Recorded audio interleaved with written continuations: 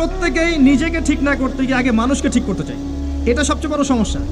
এতে করে যা হয় যে আমার সমাজ সংস্কারমূলক কাজে আসলে কোনো প্রতিফলন ঘটে না, কারণ আমি তো নিজেকেই ঠিক করতে পারি না। এবং সলিউশনটাও এখানে হচ্ছে এই যে আগে নিজের জান বাঁচাতে হবে। কু আনফুসাকুম, নিজে আগে জাহান্নামের আগুন থেকে বাঁচো, ওয়া আহলিকুম নারা, তারপর পরিবারবর্গকে বাঁচাও।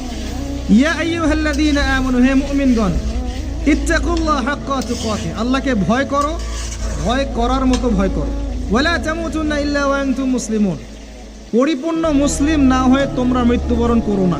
নিজেকে আগে মুসলিম হতে হবে, নিজেকে আগে মুমিন হতে হবে, নিজেকে আগে নিজের নফসকে ঠিক করতে হবে, তারপর অন্যকে হবে। এরপর পরিবার। নিজেকে ঠিক করার জন্য কি কি দরকার আসেন, বাস্তবতায় আসেন। নিজেকে ঠিক করার জন্য প্রথমে দরকার জ্ঞান অর্জন। কি দরকার ভাই?